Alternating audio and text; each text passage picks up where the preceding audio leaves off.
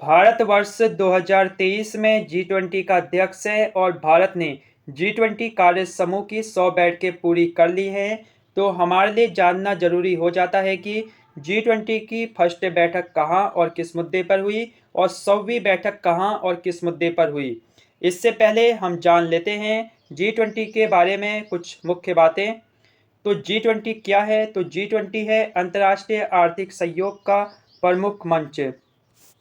G20 की स्थापना होती है वर्ष 1999 में एशियाई वित्तीय संकट के बाद।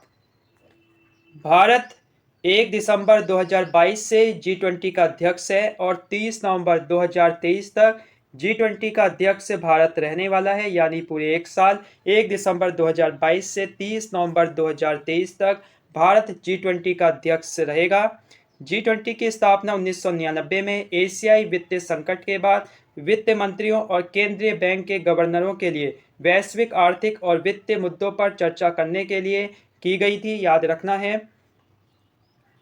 स्टार्टिंग में G20 में केवल आर्थिक मुद्दों पर चर्चा की जाती थी, लेकिन बाद में G20 के अंदर अन्य मुद्दे भी जोड़े गए, जिसमें व्यापार, जलवायु परिवर्तन, सतत विकास, स्वास्थ्य, कृषि, ऊर्जा, पर्यावरण, जलवायु परिवर्तन और भ्रष्टाचार विरोध शामिल हैं। तो बहुत ही व्यापक बन चुका है G20। अगर हम बात करें G20 के सदस्यों की, तो G20 में 19 देश शामिल हैं, याद रखना है। G20 का नाम G20 है, लेकिन G20 में 19 देश शामिल हैं। कौन कौन से देश हैं? वो हैं अर्जेंटीना, ऑस्ट्रेलिया, ब्राज़ील, कनाडा, चीन, France, Germany, Bharat, Indonesia, Italy, Japan, Korea, Mexico, रूस, सऊदी अरब, दक्षिण अफ्रीका, तुर्की, यूके, यूएसए और यूरोपियन संघ, याद रखना है। G20 सदस्य देशों में वैश्विक जीडीपी का लगभग 85% और वैश्विक व्यापार का 75% से अधिक और विश्व की लगभग 2/3 आबादी है, याद रखना है। अगर हम G20 की बात करें तो G20 में दो समानांतर ट्रैक होते हैं। एक होता है वित्त ट्रैक और दूसरा होता है शेरपा ट्रैक। शेरपा ट्रैक, अगर हम वित्त ट्रैक की बात करें तो इसमें होते हैं वित्त मंत्री और सेंट्रल बैंक के गवर्नर, जबकि शेरपा ट्रैक में होते हैं शेरपा। शेरपा पक्ष की ओर से G20 प्रक्रिया का समन्वय सदस्य देशों के शेरपाओं द्वारा किया जाता है, जो नेताओं के निजी प्रतिनिधि होते हैं। तो शेरपा कौन होते हैं? शेरपा नेताओं के निजी प्रतिनिधि होते हैं, जो शेरपा ट्रैक के अंदर होते हैं, जबकि वित्त ट्रैक के अंदर होते हैं वित्त मंत्री और सेंट्रल बैंक के गवर्नर, याद रखना है। पूछा जाएगा कि शेरपा कौन होते हैं G20 में, तो वो होते हैं नेताओं के निजी प्रतिनिधि। आप देखेंगे कि 2022 में इंडोनेशिया था G20 का अध्यक्ष। उसके बाद इंडोनेशिया से अध्यक्षता ली भारत ने और वर्ष 2023 में भारत बना G20 का अध्यक्ष और 2024 में G20 की अध्यक्षता संभालेगा ब्राज़ील, याद रखना है। अगर आपसे पूछे कि G20 की पहली बैठक कौन सी थी, तो G20 की पहली बैठक थी शेरपा मीटिंग, जो हुई थी 4 से 7 दिसंबर तक। और कहाँ हुई थी? उदयपुर, राजस्थान में, याद रखना है। पहली शेरपा मीटिंग कहाँ हुई? तो आप कहोगे उदयपुर, और ये G20 की पहली बैठक थी।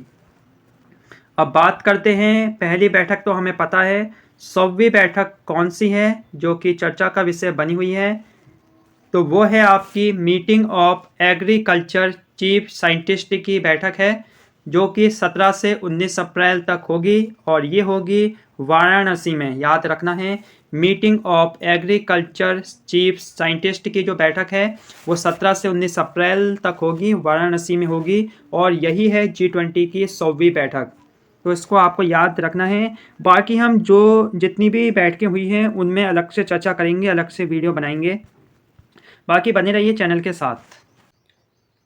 प्रधानमंत्री श्री नरेंद्र मोदी जी करेंगे 20 अप्रैल को पहले वैश्विक बौद्ध शिखर सम्मेलन का उद्घाटन, जो कि होगा आपका भारत में 20 अप्रैल को। पहला वैश्विक बौद्ध शिखर सम्मेलन भारत में कहाँ? भारत में दिल्ली में होगा। अब बात करते हैं महात्मा बुद्ध के जीवन से जुड़ी हुई अन्य बातों की। महात्मा बुद्ध के जीवन पर 4 घटनाओं का विशेष रूप से प्रभाव पड़ा है। पहला है वृद्ध व्यक्ति, दूसरा है बीमार व्यक्ति, तीसरा है मृत व्यक्ति और चौथा है आनंदमय सन्यासी। इन सब को देखने के बाद बुद्ध को जीवन की सच्चाई का पता चल गया था और महात्मा बुद्ध निकल गए थे ज्ञान प्राप्ति के लिए। 29 वर्ष की उम्र में महात्मा बुद्ध ने गृह त्याग दिया था और वो सन्यासी बन गए थे। इस घटना को कहा जाता है महाभिनिष्क्रमण। तो गौतम बुद्ध की गृह त्याग की जो घटना है उसे कहा जाता है महाभिनिष्क्रमण।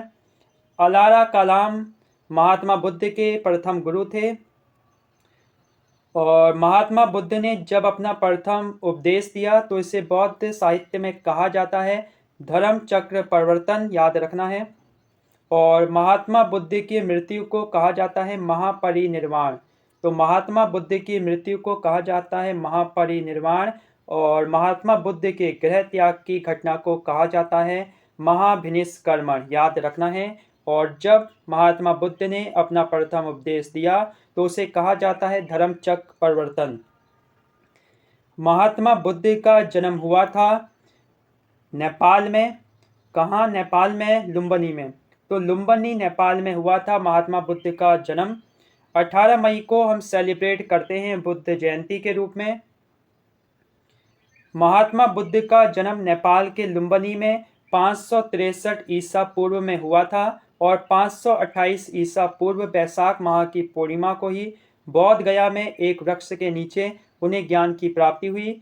माना जाता है कुशीनगर में इसी दिन महात्मा बुद्ध ने 80 वर्ष की उम्र में अपने शरीर का त्याग कर दिया। तो महात्मा बुद्ध की मृत्यु होती है कुशीनगर में और जन्म होता है नेपाल के लुम्बिनी में, याद रखना है। इंडिया स्टील 2023 होगा आपका मुंबई में, याद रखना है। इंडिया स्टील 2023 का आयोजन कहाँ होगा? तो आप कहोगे मुंबई में, जिसका उद्घाटन करेंगे केंद्रीय इस्पात मंत्री ज्योतिरादित्य एम सिंधिया जी। और इंडिया स्टील 2023 का उद्देश्य है इस्पात उद्योग में नवीनतम विकास, चुनौतियों और अवसरों पर चर्चा करना। भारत स्टील उत्पादन में पूरे विश्व में दूसरे स्थान पर है, याद रखना है, दूसरे स्थान पर है भारत स्टील उत्पादन में। अगर हम बात करें पवन ऊर्जा में भारत का कौन सा स्थान है तो आप कहोगे चौथा। अगर आपसे पूछा जाएगा सौर ऊर्जा में भारत का कौन सा स्थान है तो आप कहोगे चौथा। और अगर आपसे पूछा जाएगा अक्षय ऊर्जा में भारत का कौन सा स्थान है तो आप कहोगे चौथा। 17 अप्रैल को हमने सेलिब्रेट की डॉक्टर सर्वपल्ली राधाकृष्णन की जयंती, जो थे भारत के दूसरे राष्ट्रपति और पहले उपराष्ट्रपति।